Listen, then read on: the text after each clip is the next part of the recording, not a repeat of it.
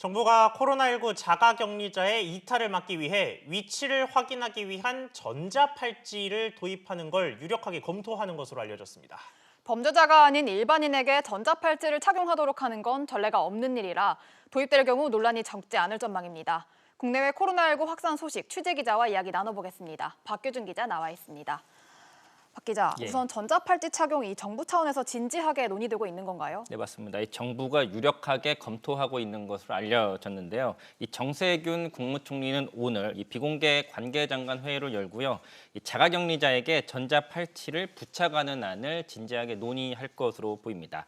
정부는 그동안 이 격리자의 이 휴대전화에 앱을 설치해서 이탈 여부를 확인해 왔는데 이렇게 하면 휴대폰을 집에 두고 나오면 확인할 방법이 없다는 한계가 있었기 때문입니다. 정부가 검토 중인 이 전자팔찌는 이 전자팔찌와 휴대폰 간 거리가 10cm 넘게 떨어지면 경보음이 울리고요. 보건당국에 통보되는 그런 시스템인 것으로 알려졌습니다. 네, 그러면 자가격리자들 전원이 의무적으로 착용하는 그런 형태가 되는 겁니까? 우선 자가격리자의 본인의 동의를 받아서 전자팔찌를 착용하도록 한다는 게 정부의 구상입니다. 하지만 말은 동의라고 해도 사실상은 반강제적인 조치다 이렇게 보셔야 될 것 같은데요.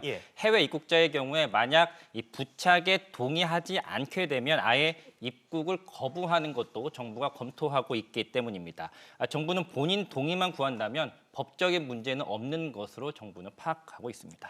네, 그런데 인권 침해와 같은 논란도 만만치 않을 것으로 보이는데요. 네, 맞습니다. 사실 국내에서 범죄자가 아닌 일반인을 대상으로 해서 이 전자팔찌를 착용하도록 하는 건 전례가 없는 일이기 때문에 과도한 인권 침해다 이러한 비판, 지적이 잇따르고 있습니다. 정부도 이런 우려를 감안해서 오늘 열리는 회의에서 전자팔찌의 부작용이라든지 법리적인 문제 등을 좀 다각도로 점검해서 최종 결정하기로 했습니다. 한편 이 4일 기준으로 해서 전국의 자가격리자는 모두 3만 7천여 명인 상황입니다. 이 중에서 무단일탈 등 이 자가격리 지침을 위반해서 적발된 사람은 137명입니다. 이 해외에서도 이 홍콩이나 대만 같은 경우에는 전자팔찌를 이미 도입을 했거나 도입을 검토 중인 상황입니다. 미국의 일부 주 같은 경우에는 법원이 이 코로나 자가격리 조치를 위반한 주민을 대상으로 해서 전자팔찌 착용을 명령한 것으로 알려졌습니다.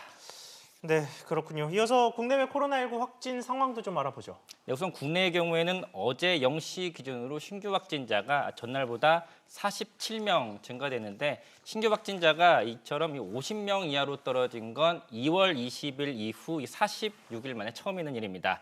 이로써 확진자는 총 1,284명이고요. 완치를 해서 격리에서 해제된 숫자는 전날보다 135명이 증가한 6,598명이 됩니다. 이 해외 경우는 다소 심각한 상황인데요. 일본은 오늘부터 한 달 동안 도쿄나 오사카 등 주요 지역 7개 지역을 대상으로 해서 한 달 동안 긴급 사태를 선포하기로 했습니다. 긴급 사태라는 건 일본 정부가 토지나 건물을 몰수를 해서 병원 등으로 쓸 수 있게 하고 식료품이라든지 의약품의 생산과 판매도 일본 정부가 직접 관여를 하는 이른바 사회적 경제적 계엄 상태를 의미합니다. 미국도요, 현재 시간으로 어제 기준으로 코로나19에 걸려서 숨진 사람이 2월 29일 첫 사망자가 나온 지 37일 만에 10,000명을 넘어서는 등 상황이 악화되고 있는 상황입니다. 네, 박 기자 잘 들었습니다.